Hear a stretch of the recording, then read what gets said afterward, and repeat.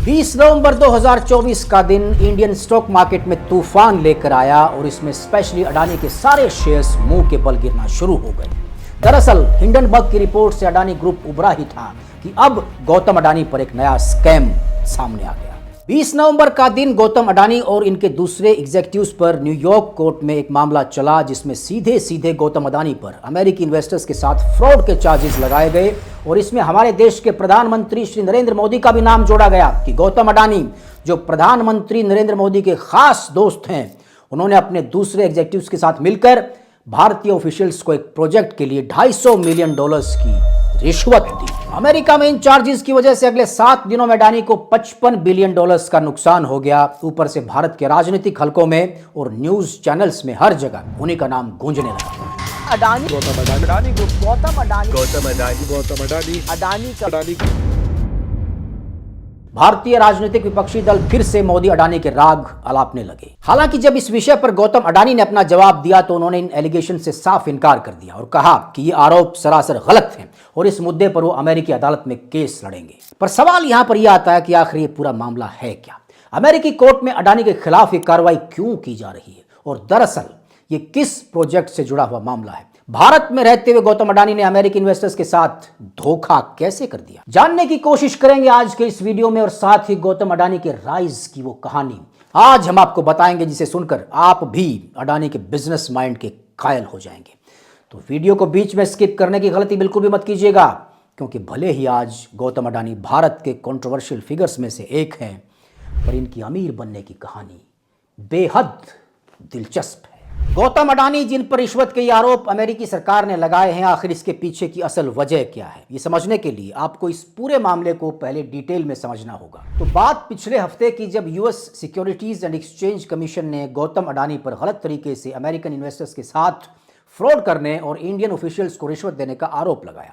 उनका कहना था कि 62 साल के अडानी ने अडानी ग्रीन के एग्जीक्यूटिव सागर अडानी और एजोर पावर के एग्जीक्यूटिव सिरिल कैबनेस के साथ मिलकर षड्यंत्र रचा और जानबूझकर अमेरिकन इन्वेस्टर्स को इसका हिस्सा बनाया। अब आप सोच रहे होंगे कि आखिर अडानी भारत से अमेरिकन इन्वेस्टर्स को स्कैम का हिस्सा कैसे बना सकते हैं। इसके तार रिन्यूएबल एनर्जी से जुड़े हुए हैं। पिछले कुछ सालों में भारत और दुनिया भर में रिन्यूएबल एनर्जी के सेगमेंट्स जैसे कि सोलर एनर्जी को लेकर डिमांड काफ़ी बड़ी है। ऐसे में भारत में भी इससे संबंधित कॉन्ट्रैक्ट्स को लेने के लिए कंपनियां काफ़ी गंभीर हैं और इसी रेस का हिस्सा अडानी ग्रुप भी था, जिन्होंने बाई हुक और क्रूक के प्रोजेक्ट अपने नाम कर लिए और फिर इसी प्रोजेक्ट को ढाल बनाकर उन्होंने अमेरिका में इन्वेस्टर्स को अट्रैक्ट करते हुए अपने बॉन्ड्स जारी किए, जिसे वहां के इन्वेस्टर्स ने ट्रस्ट करके खरीदा और वो अडानी ग्रुप के इन्वेस्टर्स बन गए। अब अमेरिकी सरकार का ये दावा है कि अडानी ने ये प्रोजेक्ट भारत के अंदर गलत तरीके से हासिल किया था और इसमें उन्होंने साल 2020 से लेकर 2024 तक $265 मिलियन की रिश्वत भारतीय अधिकारियों को दी थी। और यही चीज़ anti fraud provisions of federal securities law का उल्लंघन करती है। इसलिए अडानी के खिलाफ वारंट इशू होना चाहिए और उन्हें अरेस्ट किया जाना चाहिए। ये मुद्दा उठने के बाद अडानी और उनका पूरा ग्रुप सुर्खियों में बना हुआ है। ये तो बात हो गई उनके खिलाफ इस नए रिश्वत स्कैम की। आइए अब जानते हैं उन गौतम अडानी को जिन्होंने अपने बलबूते पर इतने बड़े बिजनेस ग्रुप को खड़ा किया और एक बिजनेस टाइकून बन गए।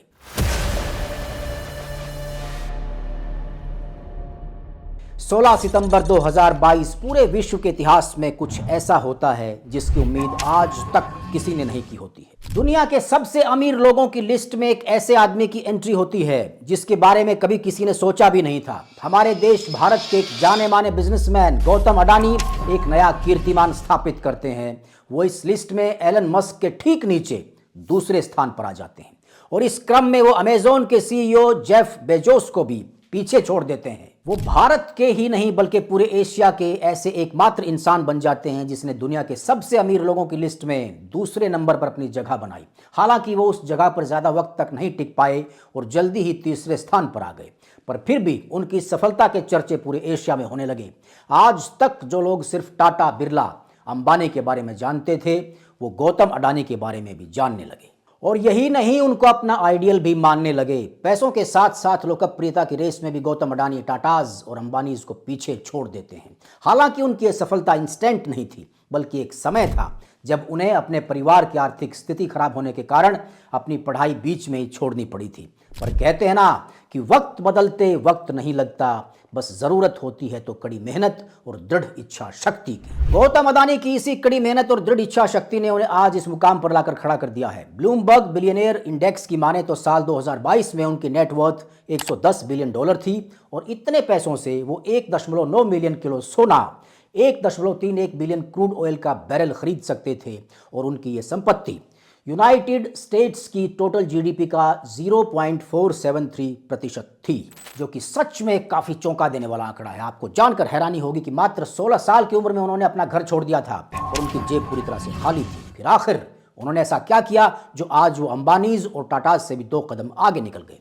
उनकी बिजनेस पॉलिसीज क्या थी जिन्होंने उनको आज इतना सफल बना दिया और हम इस बड़े बिजनेसमैन से कौन कौन सी चीजें सीख सकते हैं? अब जानेंगे कि नरेंद्र मोदी सरकार से उनके कनेक्शंस और एनडीटीवी न्यूज में उनके टेक ओवर के बारे में। दोस्तों, गौतम अडानी का जन्म गुजरात में अहमदाबाद के ऐसे परिवार में हुआ जो शुरुआत से ही आर्थिक रूप से काफी कमजोर था। उनके पिताजी का एक छोटा सा बिजनेस था जो ठीक से नहीं चल रहा था। इसका बुरा असर गौतम अडानी की जिंदगी पर भी पड़ा और उनको अपनी पढ़ाई बीच में ही छोड़नी पड़ी। आर्थिक तंगी से जूझ रहे अपने परिवार को इन बुरी परिस्थितियों से बाहर निकालने के लिए उन्होंने काम करने की सोची और इसी सिलसिले में सन 1978 में अपनी छोटी छोटी आंखों में सपने लिए 16 साल का ये किशोर मुंबई चला आया। तब शायद किसको पता था कि ये नौजवान आगे चलकर दुनिया का दूसरा सबसे बड़ा अमीर बनेगा। मुंबई आने के बाद औरों की तरह ही गौतम अडानी को भी काफी संघर्षों से होकर गुजरना पड़ा। उसी दौरान उनको एक हीरा व्यापारी के यहाँ नौकरी मिल गई, जहां उन्होंने काफी सालों तक जी तोड़ मेहनत की और पैसे कमाए। फिर इन पैसों से उन्होंने जावेरी बाजार में अपनी एक डायमंड ब्रोकरेज कंपनी की शुरुआत की। हालांकि उनको काम बीच में ही छोड़ना पड़ा जब उनके भाई ने अपनी प्लास्टिक फैक्ट्री का बिजनेस संभालने के लिए उनको अहमदाबाद बुलवाया और यहीं से उनकी किस्मत ने करवट ली। जब उनके बड़े भाई ने उन्हें अहमदाबाद बुलवाया तब तक उनकी ये कंपनी अच्छा बिजनेस नहीं कर पा रही थी। उन्हें कई सारी परेशानियों का सामना करना पड़ रहा था। प्लास्टिक बनाने वाली इस कंपनी के लिए रॉ मटेरियल्स पर्याप्त मात्रा में नहीं मिल पा रहा था। पर जैसे ही गौतम ने इस बिजनेस में एंट्री की, इसकी किस्मत बदलते देर नहीं लगी। उन्होंने रॉ मटेरियल्स की आपूर्ति के लिए कांदला पोर्ट से प्लास्टिक ग्रेन्यूल्स का इंपोर्ट करना शुरू कर दिया और यहां से शुरू हुई गौतम अडानी के बिजनेस टाइकून बनने की यात्रा। साल 1988 आते आते उन्होंने अडानी एंटरप्राइजेज लिमिटेड की स्थापना कर ली। उस समय पर यह कंपनी मेटल्स, एग्रीकल्चरल प्रोडक्ट्स और टेक्सटाइल प्रोडक्ट्स की ट्रेडिंग किया करती थी। धीरे धीरे उनकी ये कंपनी लोगों के नज़र में आने लगी और इसके बाद अडानी कहाँ रुकने वाले थे। उन्होंने 1994 में अपनी कंपनी शेयर मार्केट में लिस्ट करवा ली, यानी कि अब लोग अडानी एंटरप्राइजेज में अपने शेयर्स खरीद और बेच सकते थे। आपको जान के हैरानी होगी, पर उस वक्त उनके एक शेयर की कीमत 150 रुपये हुआ करती थी, जिसने वर्तमान में नवंबर 2022 के महीने में 4000 रुपये प्रति शेयर के आंकड़े को पार कर लिया था। अडानी एंटरप्राइजेज के स्टॉक मार्केट में लिस्ट होने के मात्र 1 साल बाद गौतम अडानी ने मुंद्रा सी पोर्ट को खरीद लिया और आज ये पूरे भारत का सबसे बड़ा प्राइवेट पोर्ट है। इस बंदरगाह को खरीदने के पीछे उनके मन में बस एक ही कारण था, अपने बिजनेस को एक्सपेंड करना। वो अपने प्रोडक्ट्स देश तथा विदेश में बेचकर अपने व्यापार को बढ़ावा देना चाहते थे, जो कि मुंद्रा पोर्ट को खरीदने के बाद पूरी तरह से संभव और आसान बन गया था। इस पोर्ट से भारत के सभी कोस्टल एरियाज तक सामानों की आवाजाही में आसानी हो गई थी। लेकिन इसी बीच साल 1998 में गौतम अडानी के साथ एक ऐसी घटना घटी जिसने उनकी जान को जोखिम में डाल दिया था। दरअसल ये घटना अहमदाबाद में हुई, जहां अडानी और उनके खास दोस्त शांतिलाल पटेल कर्णावती क्लब से बाहर निकल रहे थे। तभी 2 लोगों ने उनको रोक लिया और बंदूक की नोक पर दोनों को किडनैप कर लिया। किडनैपर्स ने उन्हें एक अनजान जगह पर ले जाकर बंधक बना लिया और वहां से उन्होंने फिरौती के तौर पर 1.5 करोड़ रुपए की मांग की, जो कि उस वक्त एक बहुत बड़ी रकम हुआ करती थी। किडनैपर्स ने धमकी दी कि अगर पैसे नहीं दिए गए तो वो गौतम अडानी को नुकसान भी पहुंचा सकते हैं। इस पूरी घटना की वजह से उस वक्त अडानी और पटेल ने बेहद मुश्किल घड़ी का सामना किया। हालांकि कितना पैसा दिया गया और क्या समझौते हुए, इसकी पूरी जानकारी आज भी साफ नहीं है, लेकिन ऐसा सुना जाता है कि फिरौती चुकाने के बाद ही दोनों को सुरक्षित छोड़ा गया था। वहीं कुछ रिपोर्ट्स कुछ अलग ही कहानियां बयां करती हैं। बहरहाल ये घटना उस वक्त मीडिया में खूब चर्चा में आई थी और कुछ ऐसे दावे भी किए गए थे कि इस अपहरण के पीछे लोकल क्रिमिनल्स का हाथ था, जबकि कुछ लोगों का कहना था कि एक सोची समझी साजिश थी। हालांकि इस घटना ने न केवल अडानी की सुरक्षा को लेकर बड़े सवाल खड़े किए थे, बल्कि उनकी पर्सनल लाइफ पर भी बहुत बुरा असर डाला था। इसके बावजूद गौतम अडानी इस घटना के बाद और भी मजबूत होकर उभरे। ये उनकी जिंदगी का वो दौर था जब उन्होंने अपने ऊपर आई हर मुसीबत का सामना किया और बिजनेस की दुनिया में एक अलग पहचान बनाई।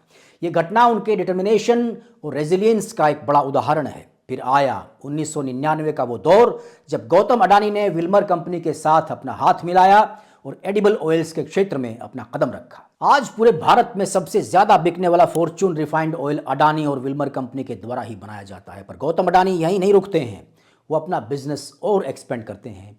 इसेंशियल कमोडिटीज में भी वो अपना हाथ आजमाते हैं।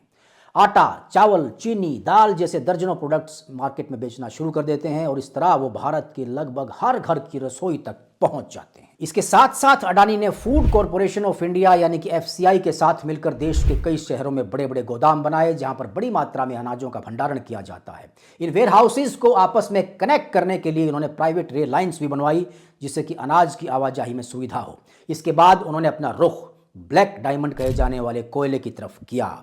उन्होंने अपने कोल इलेक्ट्रिसिटी जनरेशन से कई राज्यों के घरों में उजाला किया। अब चूंकि ऐसा करने के लिए उन्हें काफी बड़ी मात्रा में कोयले की जरूरत पड़ी, इसलिए उन्होंने 12,000 करोड़ से भी ज्यादा कीमत देकर एक ऑस्ट्रेलियाई कोल माइन ही खरीद ली। और ये अडानी का एक मास्टर स्ट्रोक था, क्योंकि इस खदान में 7.8 बिलियन टन मिनरल्स डिपॉजिट था, जो कि हर साल 50 से 60 बिलियन टन कोयला पैदा करने में सक्षम था, जिससे उनका भारत में बिजली पहुंचाने का लक्ष्य काफी हद तक पूरा हो सकता था। अडानी ने इसके बाद भी कई और देशों में अपना पैसा इन्वेस्ट किया, जहां से उनकी काफी अच्छी कमाई हुई और फिलहाल भी हो रही है। साल 2019 में पब्लिश हुई एक रिपोर्ट की माने तो अडानी की दौलत सिर्फ 4 साल के अंदर 3 गुना तक बढ़ गई है। यहां तक कि कोरोना के वक्त भी जब बाकी कंपनियां काफी स्ट्रगल कर रही थी, उस वक्त अडानी की केवल एक कंपनी अडानी एंटरप्राइजेज लिमिटेड ने सितंबर 2020 तक 202 करोड़ रुपए का प्रॉफिट बना लिया था। और आपको जान के हैरानी होगी कि अडानी ग्रुप के पास ऐसी कुल 7 कंपनियां हैं। आज Adani group solar energy generation, thermal power generation, gas distribution, agri logistics, defence, airport, road, rail, metro, data centre, farming और पता नहीं कितने सेक्टर्स में अपने पांव पसार चुका है। हाल ही में उन्होंने NDTV न्यूज़ के अधिकांश शेयर खरीदकर न्यूज़ और मीडिया के फील्ड में भी अपना कदम रख दिया है। हालांकि उनका यह फैसला काफ़ी कंट्रोवर्शियल रहा, क्योंकि NDTV के एक जाने माने पत्रकार रवीश कुमार ने इस डील के बाद NDTV को छोड़ दिया था, जिसके बाद लोग ये अटकलें लगाने लगे कि उनकी ये डील बिजनेस डील नहीं बल्कि एक पॉलिटिकल डील थी, जो इन्होंने किसी खास पॉलिटिकल पार्टी के कहने पर की थी।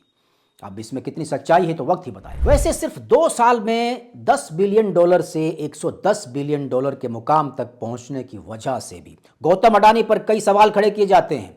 आपको बता दें कि फिलहाल उनके ऊपर 2 ट्रिलियन रुपीस से भी ज्यादा का कर्ज है और यही वजह है कि उनका नाम बार बार मोदी सरकार से जोड़ा जाता है। कहा जाता है कि मोदी सरकार गौतम अडानी की मदद करती है, जिससे उन्हें कर्ज और सरकारी प्रोजेक्ट्स आसानी से मिल जाते हैं। हाँ, पर यह बात तो सच है कि बड़े बिजनेसमैन हमेशा केंद्र सरकार के साथ अच्छे रिश्ते बनाकर रखते हैं, ताकि उनके व्यावसायिक हित सुरक्षित रहे और जरूरत के वक्त उनको मदद मिल सके। और ऐसा सिर्फ इस सरकार ने नहीं किया है, पहले की सरकारों के वक्त भी ऐसा कई बार हो चुका है। इसलिए गौतम अडानी के मोदी कनेक्शन में सच्चाई तो है, पर इससे उठने वाले सारे सवाल ही सच हों ये भी जरूरी नहीं, क्योंकि गौतम अडानी की कड़ी मेहनत, दूरदृष्टि को झुठलाया नहीं जा सकता। दोस्तों, आज उन्हीं की वजह से अडानी ग्रुप के इस अरबों के साम्राज्य का जन्म हुआ है। तो दोस्तों, ये कहानी थी गौतम अडानी की। उम्मीद है आप इस कहानी से जरूर उत्साहित हुए होंगे, और चाहे आप जिस भी पॉलिटिकल आइडियोलॉजी में बिलीव करते हो, आप अडानी के एंटरप्रेन्योरियल स्किल से प्रभावित जरूर हुए होंगे। अगर पसंद आई हो ये वीडियो आपको, तो इस वीडियो को एक लाइक और चैनल को सब्सक्राइब करना मत भूलिएगा। फिर मिलते हैं आपसे ऐसे ही किसी अगले वीडियो में। तब तक के लिए नमस्कार। Thanks for watching.